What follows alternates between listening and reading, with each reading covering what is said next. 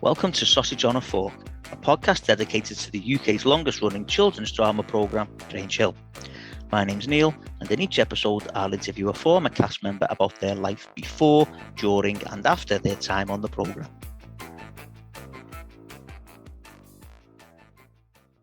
Okay, welcome to the next episode of Sausage on a Fork. I am absolutely delighted to say that I have been joined by none other than Paula Ann Bland, who played Claire Scott. Paula, welcome to Sausage on a Fork. Thank you so much for having me. How exciting. Not at all. I've got to say, you're probably one of the most requested people that I've had. I'm constantly getting people really? getting in touch with me saying, when are you getting Claire Scott on? And we have been trying for a while as well, haven't we, to sort something out? But I'm so glad that you're on now. Sadly. Yeah. Thank you so much. Very excited to be here. Okay. And hello to everybody, by the way. So what we'll do, Paula, is we'll start the way we start every episode. And if you can tell us how you first got into acting. Oh, gosh. Well, it started when I was about 4, really. And I was a dancer. I was at a dance school up north in Newcastle. Right. And I did all the competitions and everything. And from that, I started appearing in musicals and everything up in the Northeast. Uh-huh. And so it all started when I was very, very young. Right. So how did that transition come about then, from being the dancer in Newcastle then to obviously a few years later becoming an actress on the telly? So I auditioned for the Italia Conti stage school and got in, and so my amazing parents put their house up for sale. Wow. And we all moved down to Sussex. Right. So I could go to Italia Conti every day. I mean, they I sadly lost my dad last year, but they are, they were, and my mum, it still is, the most amazing parents, and so I was very, very lucky. So I joined Italia Conti when I was 10, and it was the first semester there that I actually got into Grange Hill. Right. Wow. So, and that was because when I've looked on IMDb, which is my primary source, and I know it's not the greatest source, but it's my primary, there's nothing before Grange Hill on there. Is that right? Well, yeah, I mean, there was, but I mean, I just think it's not on there, really. I mean, certainly not TV, apart from lots of commercials. I did I did quite a few commercials when I was younger, but it was mainly theatre before. Right. Yeah. Brilliant. Okay. And so you said, so then you got the part of Claire Scott in Grange Hill. And were you already aware of Grange Hill? Were you already watching it? I've got to be really honest with you. I don't think I was watching it. Okay. I mean, simply because, when we moved from the north, we moved to Crawley in Sussex. And so I'd be, my dad worked for British Gas, and he used to take me to school every day and pick me up because he was kind of around like Lewisham, Beckenham. He was at like Kent area. So he'd come and pick me up, and then we'd drive back to Sussex. Right. And so my days were very, very long. Yeah, I didn't watch it beforehand. Okay. I mean, I knew of it, obviously. Yeah. I knew it was massive, but yeah, I mean, I hadn't really had the opportunity to really get into it. Right. So were you aware of like the likes of Todd Carty and Michelle Herbert and people like that? Definitely, definitely, yeah. And I was a little bit starstruck, I have to say, when I first got there. Yeah. Okay. So you joined in series 4, which was on air in 1981, and it was the cohort that you were in. It was their second year. Obviously, you weren't there as in the first year. Now, I've got to choose my words carefully here, because it was almost like Claire was almost like a replacement for Tracy Edwards, played by Amanda Meelan. Right. I don't really like using that word replacement, but it was that was sort of what it looked like. And I think you are absolutely correct. Right. I mean, I was never aware of the politics of it all. Uh-huh. But I think I think you are definitely not wrong in your thinking. Right, okay. And it's purely because Claire was such good friends with Dwayne Orpington. Exactly. And I think that it was that same sort of dynamic, because obviously Dwayne and Tracy had been friends Right. beforehand. But not only that, you were also Claire was also friends with Suzanne Ross as well. And I always found that friendship a little bit strange, because Claire and Suzanne were complete polar opposites, weren't they? I thought, like, Yeah, but I think that sometimes, that's what makes, yeah, a dynamic friendship. I mean, if you're both exactly the same, it gets a bit boring, right? yeah, definitely. And so I've mentioned Dwayne and Suzanne there, played by Mark and Susan Tully. Were you close with them outside of the program as well? Very. I mean, Susan Tully used to come and stay at my house most Great. weekends. And actually, my mum would say, even I went away when I was obviously a bit older. I went away on holiday with another friend, and Susan still came to stay with my mum and dad. Right. Oh, brilliant. Yeah, we were really close. Oh, excellent. Okay, so then in the first sort of episode that you were in, there's an older girl joined the class called Julia, and there was a bit of talk about the girls starting their periods, which at the time was a massive thing, I think, for kids telly to, even be contemplating any sort of talk about. Oh, listen, I mean, we tackled, I mean, as you all know, we tackled, so many different issues. We were the first people to, to tackle so many things. But I think that was Phil Redmond's wisdom, really. Yeah. And if you think about where we are in society now, where we are a very open and honest society when it comes to certainly issues like that. I think that, and I think that's possibly why another generation, my parents' age group probably did find it really awkward for their kids to watch, because it tackled so many issues that we just would not, that generation would just not talk about in public. That was something that was very, very hush hush. But I think, as far as changing the tide, Phil is right up there, because he wasn't scared to talk about real, as Claire would say, women's issues. that episode as well, Claire tries makeup, and it's Dwayne comes in and says to her, "What have you done to your face?" And Claire gets upset, and then she tells Dwayne that she doesn't really want to change, she doesn't really want to grow old. And that was what I was saying a bit earlier about Claire and Suzanne being complete opposites, because Claire was really innocent, wasn't she, in her approach to everything? She very, very. Yeah, I think, I mean, Claire's parents, appeared now and again throughout the series, and yeah, they were real old school, strict, but that, archetypal of that sort of generation, really. And so, yeah, I think that Claire had lived a very sheltered life. Definitely. But there's a cracking line when Claire's talking to Dwayne, and she says she doesn't want to grow old, but she can't find anyone to talk about. As you said there about her parents being the way they were. They would have talked to Claire when they felt they were ready to talk about it. Claire would have been about 25, I think, at the time. But Dwayne says to Dwayne, because Claire says to Dwayne she couldn't find anyone to talk about it. So Dwayne sees Susie McMahon, points to her and says, well, "Why didn't you talk to her? She seems nice. She still wears socks." And I just think, what a line that is. I know. Well, that really is. I mean, I thank you for reminding me. I mean, I can't, remember that at all. Yeah. But I mean, yeah.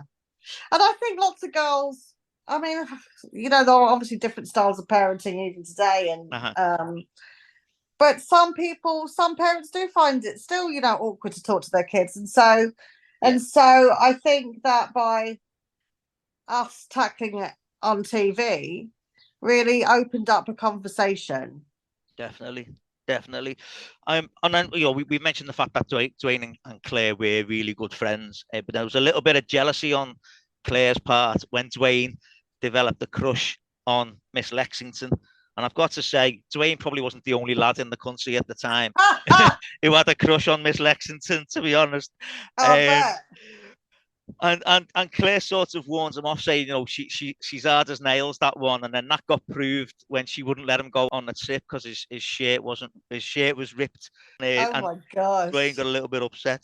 And you've mentioned there about Claire with her women's issues, and she did describe herself as being a bit of a feminist. And there was at the end of that first series, Dwayne and Claire had a bike race where they were going to bet for 10p to see who could get to school first, and they couldn't decide who'd finish first, although it was actually Claire.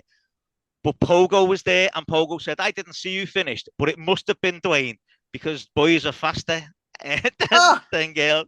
And that then led to the Battle of the Sexes competition. I don't know if you remember that one. It was like the end of, like sometimes you'd have a disco, which we'll get onto later on, by the way. Oh God! But this one, they had like a Battle of the Sexes thing, and where like the lads would play the girls at netball and stuff, and there was a quiz. But then the girls had to do woodwork and metalwork, and the lads had to do cooking. But both teams of the lads and the girls in the cooking and the metalwork had bought their items that they were supposed to have made and passed it off as the finished article, because Claire was with Suzanne and Miss Mooney making I think they were making a hammer. Oh no, a trowel they were making. But the contest in good old Grange Hill fashion was declared a draw. Oh, absolutely. But I mean, if you look at that, you just think, wow, was that our society back then, really? And how much we've moved on. Definitely, because I mean, I started high school in '86, and by then it was already mixed lessons. So lads were doing cookery and girls were doing, the woodwork and stuff. And it's great that it had moved on by then. Absolutely. Definitely. So then that moved on to series 5. And again, a bit of a taboo subject, certainly in Claire Scott's household. That was when the reproductive system was getting talked about in the biology lessons, and letters were sent home about it. And it just seems incredible to me now that in '82, that you were waiting to your 3rd year at school to be taught this stuff. Right. And again, Claire's parents didn't want to doing it because it should be taught at home, because as Claire's mum said, Claire's only 14. And and even that just seems like a very archaic thing to be thinking. It is. I mean, the only thing I'd say to you is that I do think that, I think maybe we've gone too far the other way now. Right. And it's a shame there's not a happy medium, because I do think that, listen, childhood should be really, a joy and hang on to it for as long as you can, because being an adult isn't all it's cracked up to rubbish, be, right?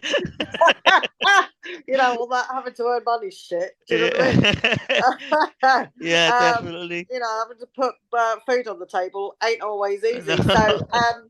I do. I mean, it is difficult, and I don't want to start being political or or start causing any waves, because I'm not clever enough to carry the conversation through, right? Yeah, it wouldn't be a very long conversation with me involved either. So yeah. Yeah. So, but I do think like there are some aspects of that time that we should cherish, really, because now I just feel like 14, you're deemed as an adult. Yeah. And yeah, I mean, there's way too many people with kids at 14. Do you know what I mean? Yeah. Without saying the actual words, because Claire wouldn't say that. No.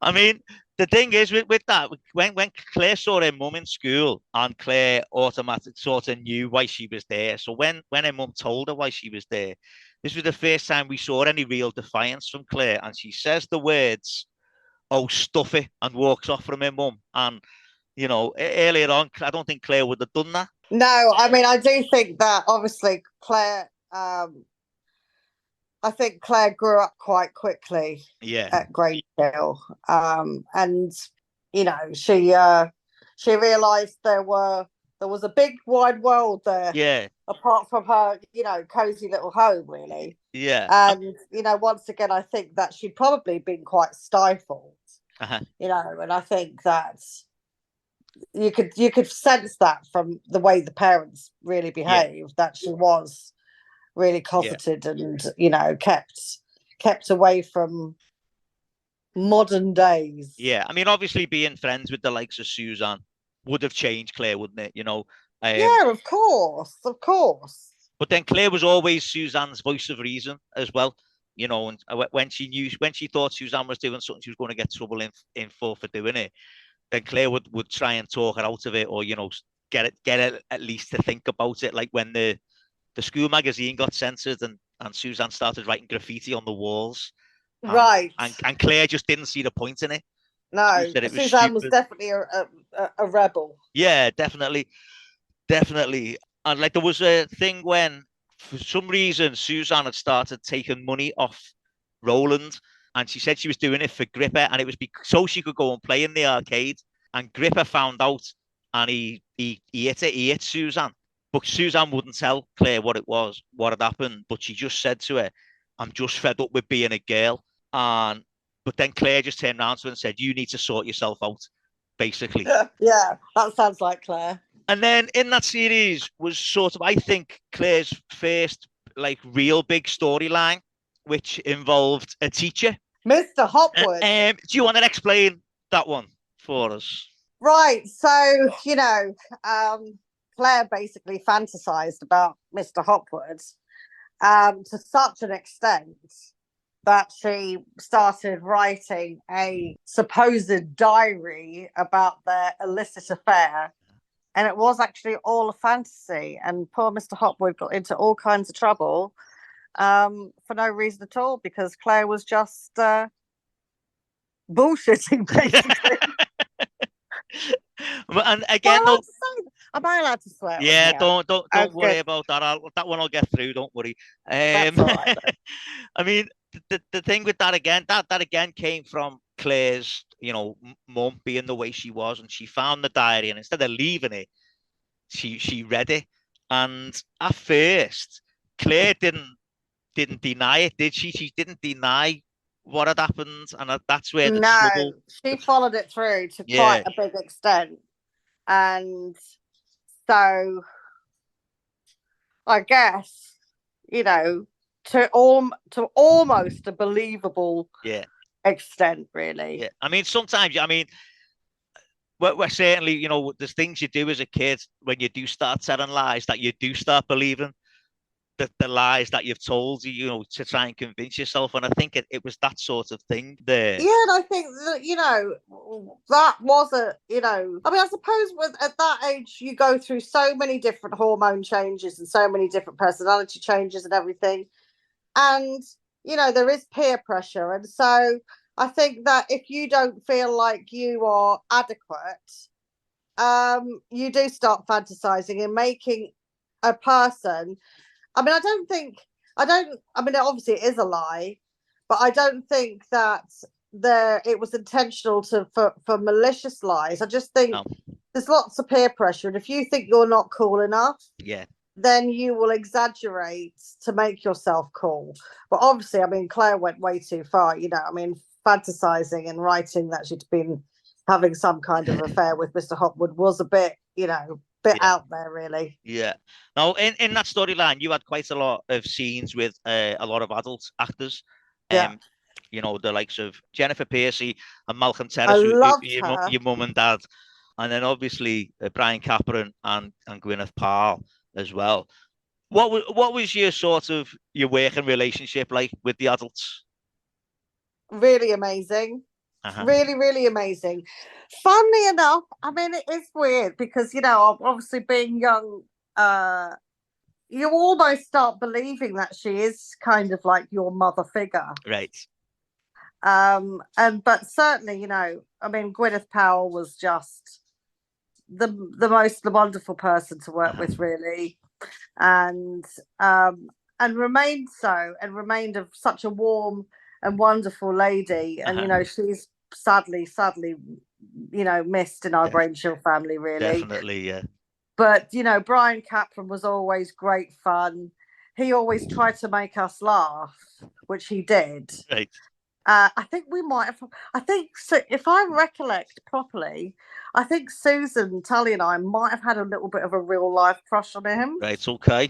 But no diaries involved. But no diaries, right, or no diaries or illicit affairs. I have to say, it was just a typical, 13, 14-year-old girly crush, really. Right. Right. Okay. And then at the end of that storyline, the roles reversed with Claire and Suzanne, because Suzanne then became sort of Claire's voice of reason and told her that Claire that needed to tell the truth, because Mr. Hopwood was going to get in a lot of trouble, and if she never said that it wasn't real. And then towards the end of that series was the school review. I remember that.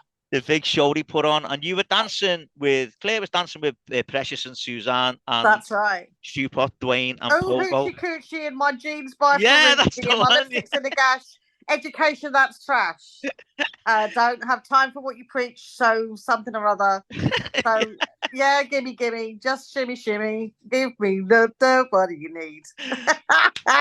Brilliant. Oh my God, I can't remember. I remember it. Now, I watched that scene the other day, and during it, you were laughing an awful lot. Now, I don't know if that was just because Pogo had been getting heckled, or if it was genuine what you were doing. Oh no, I mean, we really did have a real laugh doing that. I remember so well. Yeah, we just thought it was hilarious, and it was different. Yeah, and it was exciting for us to do that. It was exciting to do something that wasn't, classroom based and get dressed up, and we had a great time. I mean, we always love doing things out of the ordinary, not jumping ahead, because I don't want to spoil your, timeline. But things like, the school disco, things like going to Regent's Park for the United Nations, all things like that, where it was something different. We just loved it, and we did have a laugh. Brilliant. We were probably I won't say probably a nightmare. I mean, the dancing part, was that like a natural thing? Yeah, I mean, that's probably was my, that's probably what I was best at. Right. Yeah, I mean, because I know you mentioned that earlier on, that you started off that way. I wasn't sure if it sort of drifted off when you started your acting. That was all. No. And then there was I love this one when Pogo thinks he's got the answers to the exams, and they write them on the inside of the chewy, and it turns out that they were exam answers, but they were to the year before. And it's funny in that episode because Claire seems to be the one who sort of twigs at first that the answers aren't right, because obviously no one can talk in an exam, but they're all there with their chewy wrappers. And Claire sort of turns around with like a puzzled face, and I think she just forgets the idea and just carries on, just actually does the actual answers in the end. So then we'll move on to Series 6. Now, I think it's one of 1983, and this storyline was probably, other than the drug storyline with Zammo a few years later, Gripper and the racism storyline, I think is Grange Hill's probably most memorable storyline. And you were quite heavily involved in that, because obviously with Claire being the same age as Gripper, and Gripper saying he fancied her and stuff, and Gripper didn't like the fact that Claire was quite friendly with Randy. Right. And then Gripper and his mates attacked Randy in a cupboard, and it was Claire and Suzanne who ran in and rescued Randy. But then Gripper then gets hold of Claire, and then he says he'll let her go if she gives him a kiss. And then I nearly just went, ooh. Oh, God. But then, sorry, Mark Savage. but then Stewart and Dwayne then come to the rescue, and there's a big fight ensues. It's the first time where there'd been a real sort of fighting like storyline. There'd been other little bits before, but it was like the gang fighting.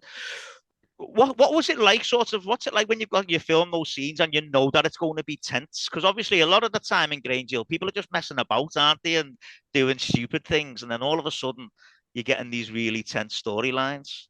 Yeah, I remember that really well, and it was.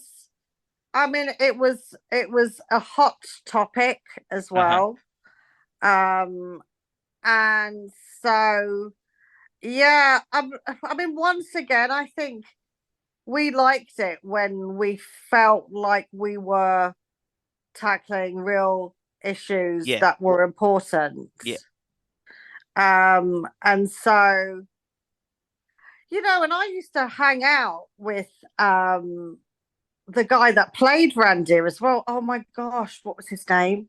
Oh my God, I'm just got old lady I don't brain. know. I'm not sure on the pronunciation. Was it Kaka? Yes, Yeah, Kaka Singh. yeah. That was it. And he was such a lovely guy. But yeah, I mean, once again, it was very, it was a really hot and very difficult topic to deal with, really. And so I remember we felt we had a message and a reason. Yeah. And so we had to be, stop messing about like we normally did and actually do some proper acting, really. Well, that was few and far between, let me tell you. But, yeah. So while that's going on, there was obviously a thing developing with Stewart and Claire as well, which led to friction between Dwayne and Stewart and Dwayne and Claire as well, because this is where you get another feeling of the fact that, and I hate saying it again, Claire being the replacement for Tracy, because Dwayne says she's my friend, not yours. We've been friends since primary school. And then Dwayne said Stewart had to choose between Claire or Dwayne, and Stewart chose Claire and asked her out. And they became Grange Hill's first power couple, didn't they? Yeah, exactly. What was it like? Mark Burgess, who played Stewart, did you get on with him, first of all? Oh my God. Yeah. I mean, listen, Mark Burgess is a nutter. Right. In the best possible way. I mean, listen, he was so lovely, so full of fun, and just a brilliant friend, really, and still is a lovely friend. But I mean, there was pressure when we had to snog. Right. I mean, that was horrific. I can imagine. And it was almost like, closed set. I mean, you wouldn't have closed set for snog now, would you? You have closed set for other reasons. But yeah, it was. I remember it was like just only the characters and essential crew. Right. Yeah, I mean that was. I can remember being like really nervous about that, thinking, and so was Mark. I mean, oh my God. I mean, and then I love that. It's not the Mark or the Roxy. Yeah, I mean that does give us that famous line of "We was only neck and miss," and I love that. Like, we've talked there again about like the racism and everything else, and the episode with Precious and Gripper. That scene, like that episode, starts off quite light-hearted with like stuff getting written on the blackboard about who fancies everyone and stuff like that. But then it goes really dark. There's a quite dark term with Gripper making people, swear allegiance to the British people. And then there's that scene with Precious and Gripper, and again, it's a really tense scene, and it's arguably the best scene to come out of Grange Hill, I think. Right. But again, well, you're the professional. You should know, right? But again, you're there, and can you remember filming that one? Was it like again a really tense thing as well? Like, yeah, it really was, and And this scene, came on the back. We'd had lots of, riots and everything. I mean, Yeah. my school, Italia Conti, was on Landor Road in Clapham, and I mean, I remember being sent home, and my dad had to come and pick me up because of the Brixton riots. Right. Wow. And so, we were fully aware of, what a serious, very, very serious and current problem we were tackling. And, I mean, the only thing I would say to you is that, I mean, I do feel a bit sorry for Mark Savage, really, because, in real life, he certainly wasn't a racist. But, he really took some shit for that. Yeah. And I'm not sure I'd have really wanted to be on the receiving end of that, because, it was a very ugly part of Gripper's character. Yeah. I mean, listen, he was a bit of a prick, wasn't he? Anyway, he was a bully, and he was this, and he was that, and whatever. And I think as obviously you deal with that, but that being part of, like, swear allegiance to the British, it was really taking it to another level. Yeah. And yeah, I mean, well done to him, really. It was very difficult and tough thing to play, and the ramifications of him playing that, I mean, I'm sure he got tons of crap for that. I mean, I know Gwyneth Paltrow said when she was on, it hadn't been handled very well by the program. Certainly Mark Savage, his personal life hadn't been handled very well by the program. And so that's why when the drugs king came in with Samo, she was quite keen on him getting out onto, other TV programs like Wogan and stuff like that, so that people knew he was only acting and he wasn't a drug addict and stuff like that. Right. I mean, listen, I mean, still, if people believe, well, not everybody, I'm not generalizing, but there are some people that believe everything that happens in EastEnders and Coronation Street, right? Yeah. They believe those characters are real.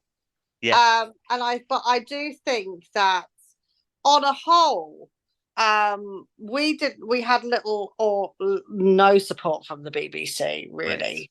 Right. As I mean, we only had 3 or 4 channels at the time. I think Grange Hill was getting something ridiculous, like I think one episode was like 22 million viewers. Wow, right. Wow. And we were really famous, and we didn't get any support at all. Right. And so I mean, listen, in nowadays there would be uproar. Yeah. But I do, I mean, dealing with something like drugs or racism or something like that, there should have been, some kind of support package out there for people. And if you see at the end of most programs, for the general public, it's like, oh, if you've got an issue with it, then call or email or whatever, or go online. And so, I mean, I think that is part of a problem, that when you are a pioneering writer like Phil still is, right?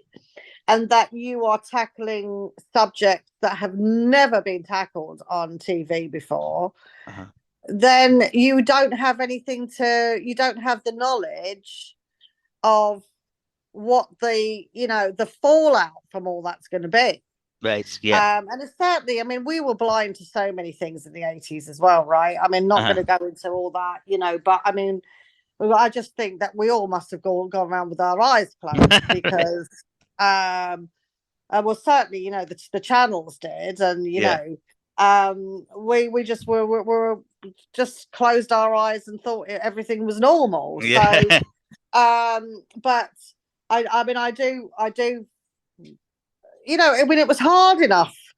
Listen, it was hard enough for somebody like myself, who had quite a generic character that really didn't ever cause any waves, right? Yeah. But it was hard enough,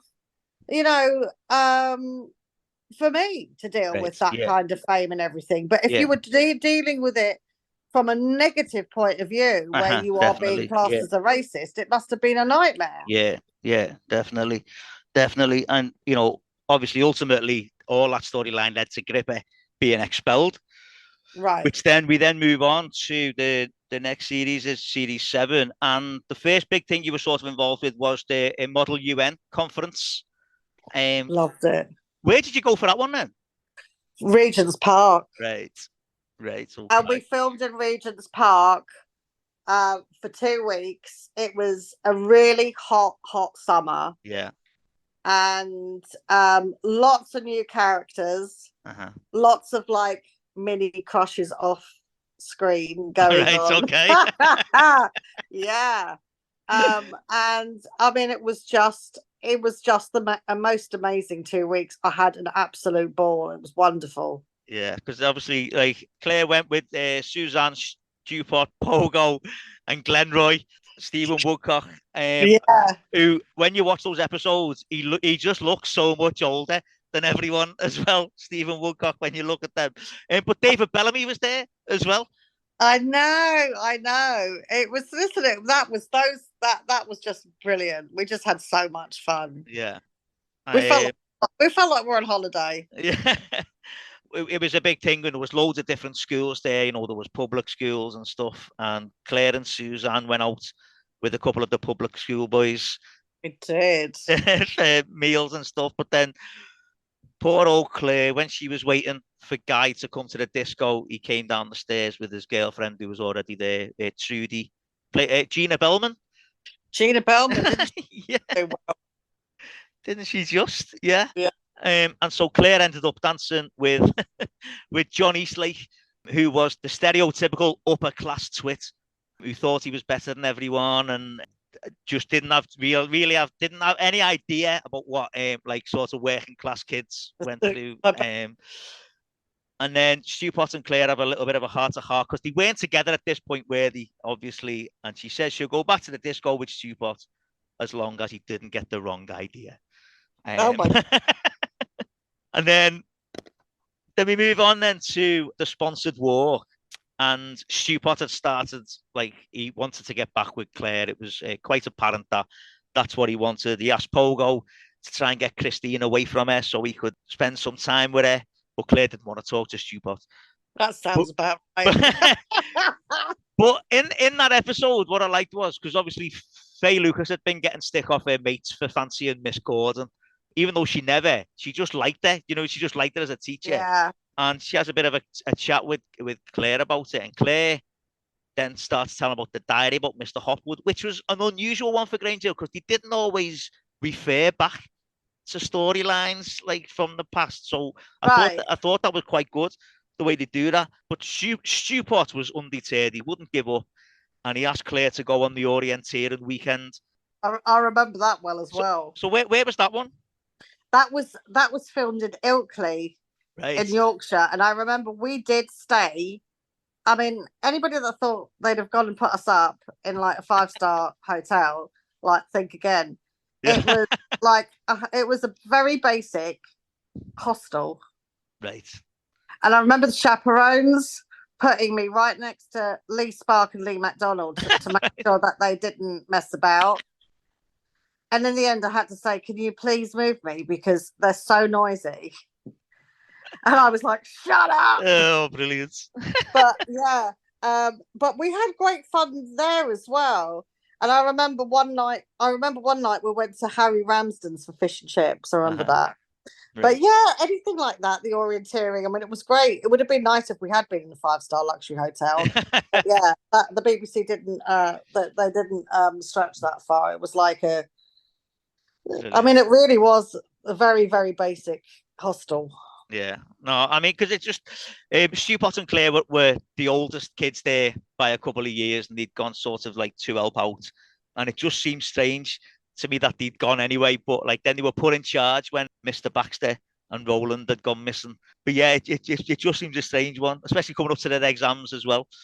And I kind of feel like in reality, that's kind of what we did. We had to make sure all the younger ones didn't mess about. Yeah, it was really...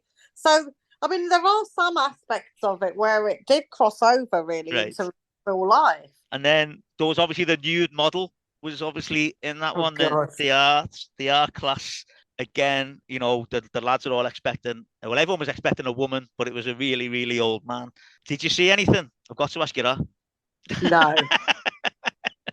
I think I'd have remembered that. Okay. I'm sure I remembered that. So I'm going to say no. Okay, all right. I believe you on that one. Yeah. And then there is then possibly the most famous series finale from Grange Hill, which was the school disco, and Claire and Stewart getting back together while True is played. I know. And when I interviewed Gary Hales about it, he said he loves that because not only you know is it that famous, but the ending's very different with the credits rolling, and it's almost like, what was it he said, Dad's Army you have been watching, because everyone comes up on the screen with their names underneath. And I imagine that song, you can't escape that song, I imagine. Oh no, that's part of Grange Hill.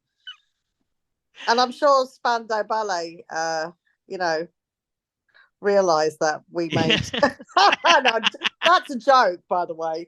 But yeah, no, I mean listen, it was that song's definitely followed us. Yeah. Oh, brilliant. Now, speaking of the word true, I've got to ask you this question because I've heard this one. Is it true that you sneaked into Top of the Pops wearing your Grange Hill uniform? Yeah. Right, okay. Was anyone good on when you went? Oh, so I was friends with George Michael, right, and so I'd get changed and go in with him, and when he was on Top of the Pops, right, and I was told you can't keep on getting changed and going into Top of the Pops. So I thought, yeah, fuck it, I'm just going to go in as a uniform then. What they said is you can't keep on getting changed. Brilliant. So I didn't bother. Amazing. Yeah, so on Young Guns, you'll see me at the back. Right. Well, with a white shirt and my grey skirt on. We'll have to look for that one then. So when Wham are performing Young Guns on Top of the Pops round about 83, 84, we'll have to have a look for that one. Like, yeah. Okay, so then Series 8, you were in sixth form at this point. There was the big thing was the merger with the other two schools, Brookdale and Rodney Bennett, but no sixth formers came, which was a strange Bizarre. one. And there only seemed to be 3 sixth formers at this point. There was Claire, Precious, and Stewart. And Stewart said he'd asked Precious and Claire to be in the musical. But I think your biggest part storyline here was the love triangle of Claire, Stewart, and Annette, where Stewart. Oh, right, yeah. Stewart was sort of two-timing Claire with Annette. Stewart had been sort of saying to Annette he was going to break it off with Claire, but then he couldn't because Claire's mum had become ill. And that was a kind of weird storyline because it only sort of got touched on really there. There wasn't really, it never really went anywhere with him mum not being well, I don't think. No. And then I can't remember that, to be honest with you. Yeah. Claire then found out from Annette that Annette knew that her mum was ill, and she went and got angry with Stewart, and Stewart sort of denied it, and Claire apologized to him for thinking that he would, but then naive. Stewart then went to the Human League concerts with Annette because for some reason the school were going to see the Human League. But then Claire turned up and saw that Stewart was there with Annette, and it all came out properly. And Claire gave him an ultimatum to leave with Claire or stay with Annette. And he stayed. But Claire didn't really actually break up with Stewart. And he was always giving her like ridiculous excuses as to why he couldn't see her. And he was still carrying on with Annette. And eventually he did break it off with Annette and he went back to Claire. Now, Claire, when you watch them, is really, really forgiving. Okay, really, really forgiving. Did you have any say in how Claire would have reacted? What did you think about Claire's character being like that?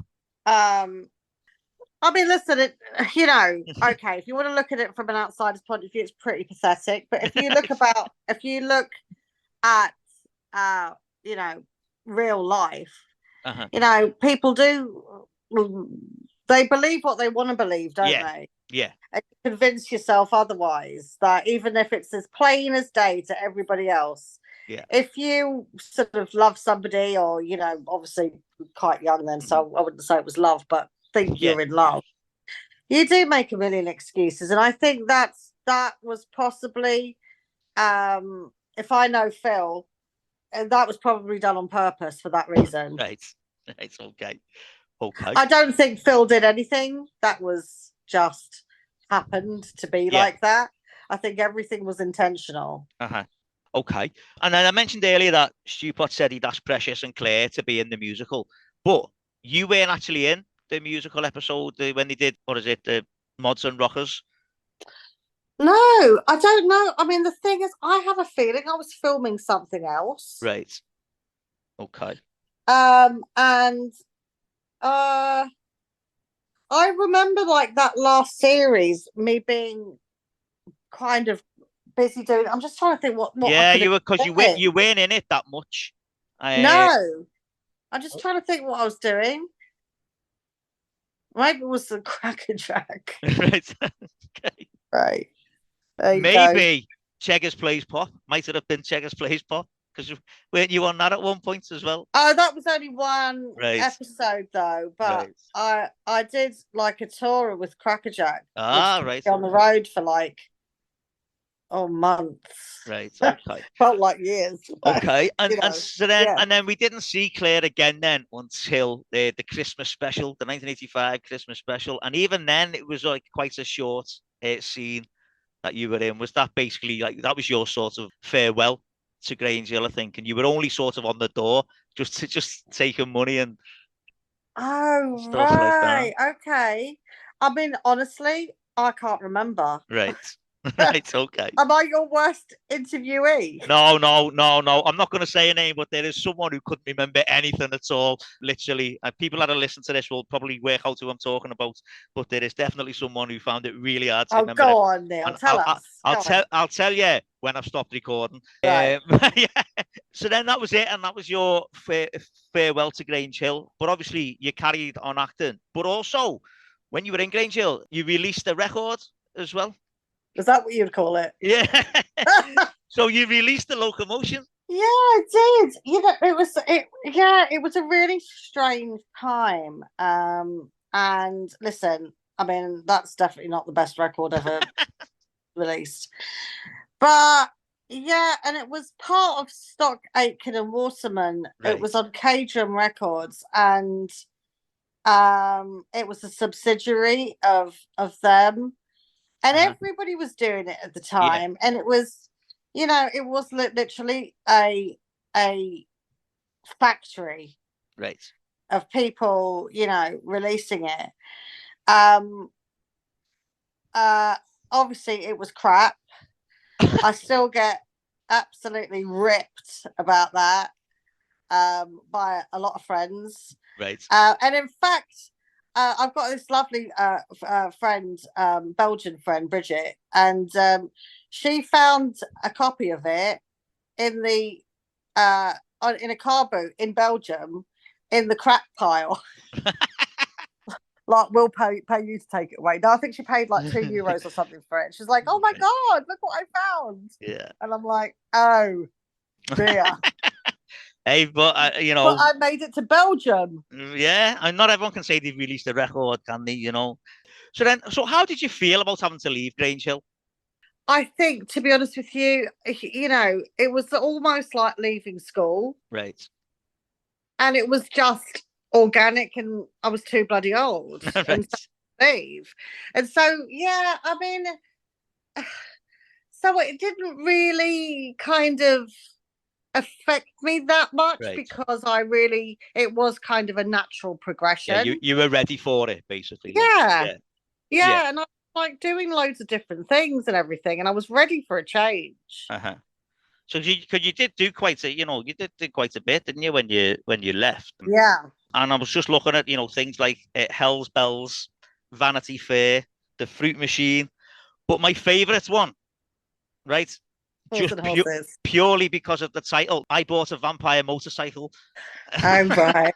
No, yeah. I'll be honest, I've only seen one scene in that, and it's your death scene when you played a nurse, didn't you? In that one. I did. Yeah, that was brilliant. And once again, I mean, I was really lucky. I worked with so many brilliant people. Yeah.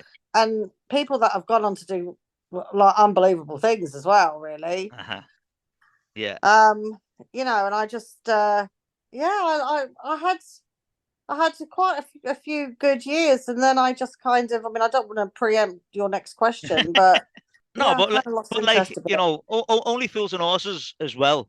What I like about the character Michelle, she's called, isn't she, in that? And Yeah, what I like about that is complete polar opposite to Claire Scott as well. There was definitely a bit of Suzanne Ross rubbing off on yeah. I never it. thought of that, but you're so right.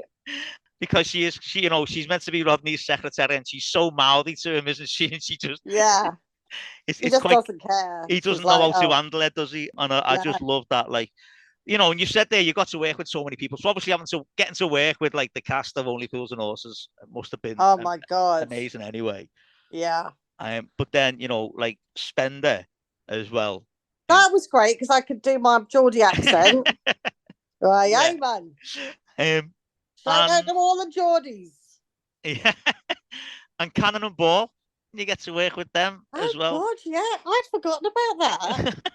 No, that's to me because I like as a kid, I absolutely loved Cannon and Ball, and I'll tell that you what, that was terrifying though, because that was filmed live in front of right, a studio audience, and it was right, going out live as well. wow. And that was And terrifying. there wasn't that many of you in it either, was there? Wasn't it? It was like No, quite a small cast as well. no. I tell you who wasn't it though? Siobhan Finneran, who's Yeah, gone on to do amazing yeah, things. And what a lovely girl she was. But I remember my stomach absolutely turning. right. Because I mean, listen, I've done quite a lot of live TV when it's ad lib, you know, Yeah. interviews and that and the other. But doing, you know, scenes Uh-huh. live, oh my God. Yeah, that was pressure. Yeah. And what were they like, Cannon and Ball? Oh, brilliant. Yeah. Really, really wonderful, wonderful, wonderful people. Yeah. Yeah, Yeah. I forgot about I did that. Go on, Brilliant. tell me what else did I do, Neil? Uh, I'll remind the, myself. the Bill, Yes. and then an episode of Waiting for God. Waiting for gods. Right now, when I looked at that, the cast for Waiting for God, I love the cast because everyone you look at it, oh, there's such and such something else, and there's someone else, and obviously, you know, Stephanie Cole and Graham Croden as Oh, well. Just, brilliant. but I've actually when I'm putting out an episode of the podcast, I do like a little competition on social media, guest to guest, and I put picture clues Ooh. out of who it's going to be, and the first person that guesses it gets to ask a question Oh, for the next one. And I say this, said this a few times. I always feel like I'm on going live whenever I do this because I've got a yeah. question. Got a question here from Clive Ramsden. Clive wants to know, what are your memories of being on Waiting for God? I Oh, can probably okay. guess this Great one. question, Clive. What are my memories of being on Waiting for Gods? Yeah. Uh, ah, um, yeah, I don't have many memories of that, to be honest Right. with you, because it was filmed. I remember we were rehearsing at North Acton, where I'd rehearsed for Grange Hill. Uh-huh. Um, and was that where I was this girl in the shop I think in the so. boutique? Yeah. I think that's what it was. Yeah. Right. Yeah. Okay. So I do remember filming that. Yeah, and I just had my new hairstyle Right. done, so I ditched the perm. Uh-huh. I mean, literally, I went into my hairdresser for another perm, and he was like, "I'm never doing you another perm. I'll highlight it and cut it, but the perm's going." And I was like, "Oh, okay." Yeah. So I think that was the first thing that I did Right. post perm. Right. Okay. So, Clive, the answer is the thing I remember about Waiting for God is it was post perm. We rehearsed at North Acton, and then I can't remember where we filmed it, but it was a boutique. Yeah. And I was supposed to be the shop owner. I think so. Yeah. You played a character called Sylvie in that. Oh, okay. That's Thank you really for all I can reminding tell me. you on that one. Then there was only a couple more things. Screen One, you did something with them, and then a program called Health and Efficiency as well. I did the Labours of Erica with Brenda Erica, yeah, Griffith that was early on. well. Yeah, yeah. And then after that, Health and Efficiency, then there wasn't. Well, there's no more entries on IMDb. Did you sort of take any kind of breakaway or? The thing is that probably coincided with when I got married. Right. Okay. And then when I was pregnant with my son Daniel, my agent famously went into liquidation, right, owing lots of people money, and she was shut down. And so I just didn't really. I just didn't have time. We had a restaurant and everything in Richmond. Right. I had a different life, and then I did get caught up with kids, and life really. Uh-huh. And it's funny how when you get older, it kind of comes back to not haunt you. That's a terrible thing to say, but it does. I feel like it's done a bit of a circle. And I just thought the other day, when I was filming Grange Hill, right, all those years ago when I was like 14, to think that I'd still be being interviewed about it when I was 55 would freak me out.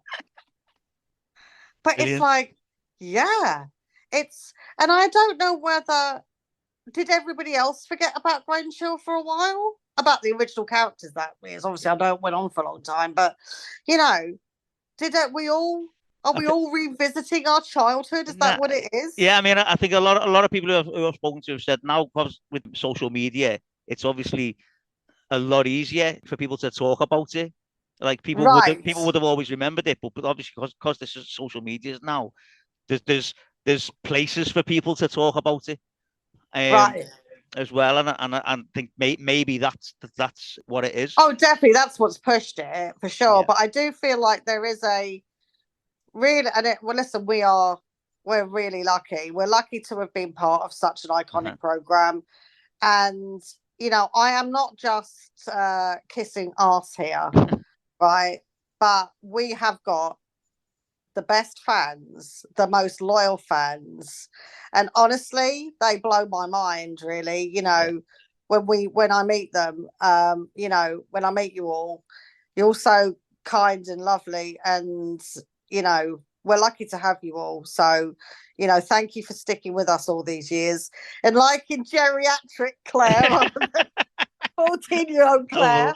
Well, thank you. So, can I ask then? So, what do you do now then, Paula?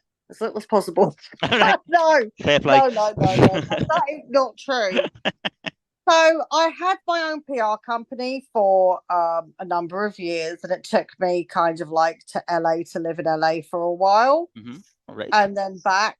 And so really PR for sort of like luxury brands, a lot of fashion, but a lot of music as well. Right. And then, unfortunately, I got sick for 3 years, and so that kind of wiped me off my life really for a while. But now I still do PR, and I'm now a film producer. Wow. I'm producing a film with one of my really good friends, Andros. Yeah. And we are doing a movie about the younger years of George Michael. Oh, brilliant. Yeah.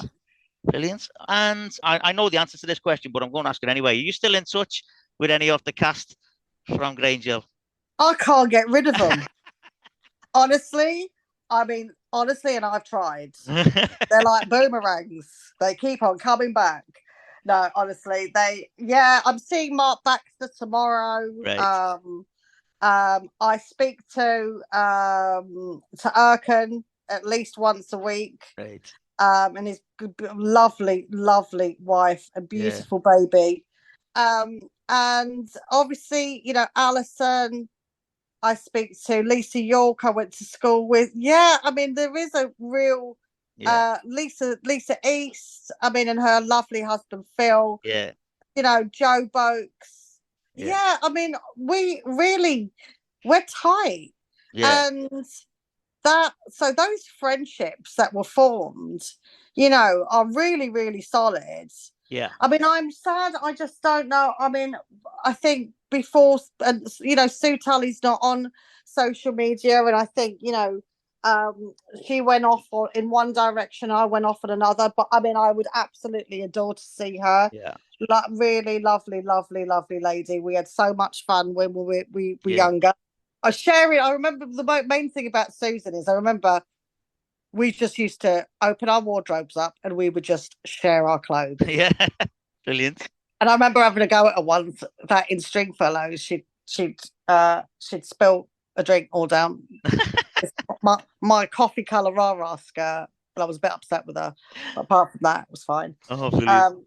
But yeah, so lots of people I would like to see more. I mean, I haven't seen, Mark Burdiss always says, happy birthday and hello Claire, and I used to say, love you Stew Pot back and everything.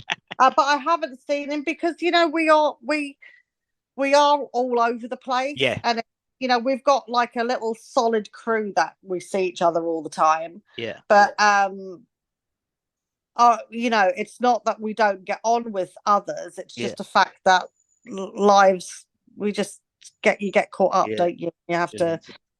Okay. And I don't know what it is, but as you get older, the weeks go quicker. Yeah, don't they just? It's like, what? How did that happen? Don't they just? Yeah, I mean, it's horrible, isn't it? But anyway, we are coming towards the end, Paula, and I've just got a few more questions just to ask you. They are all about Grange Hill. So there's going to be a Grange Hill movie. It's been written. Sarah Sugarman, who played Jess Samuels, is going to be directing it. If you were asked, would we see a return of Claire Scott? Yeah, why not? Brilliant. I think it depends on. I mean, listen, I think for the fans and everything, they would love to see all the old faces in it. I'm sure they would. Weirdly, Sarah is also directing the movie that I'm producing, the George Michael movie. Yeah, she's directing that, and I'm actually after this, I'm actually going to see Sarah. All right, okay. Yes. Yes, she was on last week, the last episode. Was she? Yeah, she was my last guest. Yeah.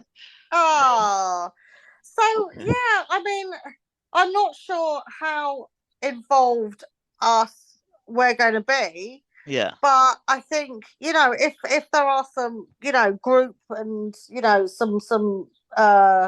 some scenes where they want all the old people, I think as many of us should try and do it. Yeah, as definitely. Possible, because definitely that would be great. We're all searching for, to be a lovey and to be famous again, because I can think nothing bloody worse.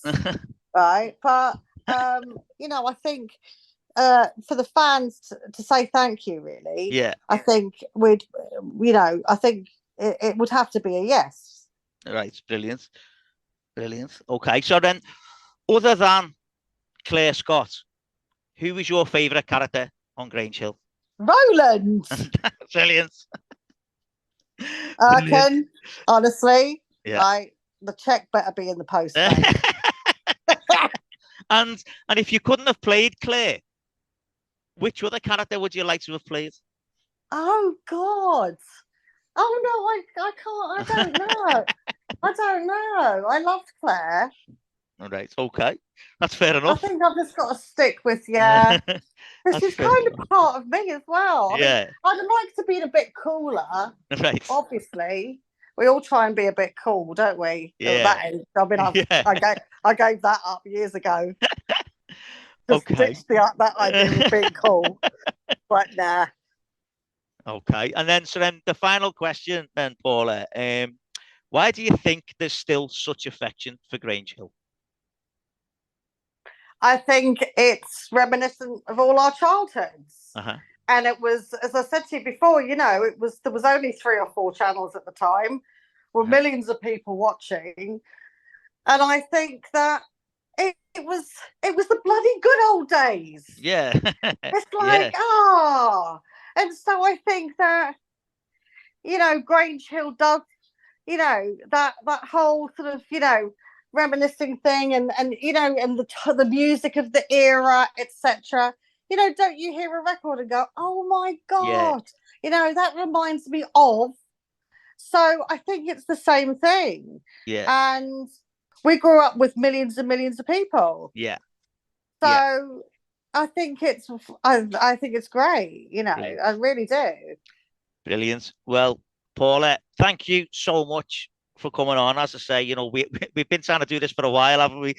We have, and I am sorry So it's between treatment and then everything losing my else, dad and everything. Yeah, it's been a yeah. But nightmare. And thank you also for not mentioning about me getting my tits out. well, you know what? That's got.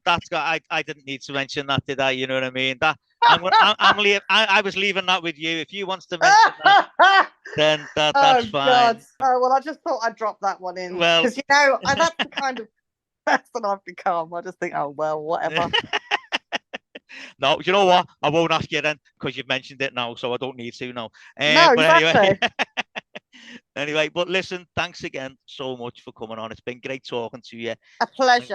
And great hearing your experiences. Thank you so much. I'm finally talking to you properly because at the reunion, for whatever reason, we hardly spoke to each other at all, did we?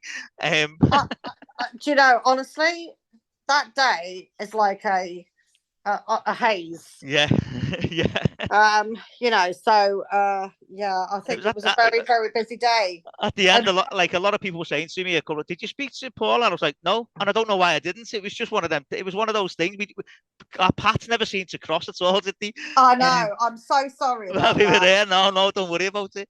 Don't worry about it. But no, honestly, it's been great speaking to you. And you. I really, really enjoyed it. So thanks very much. And for anyone that's listening, I'll speak to you next time. Cheers. Thanks. Bye bye.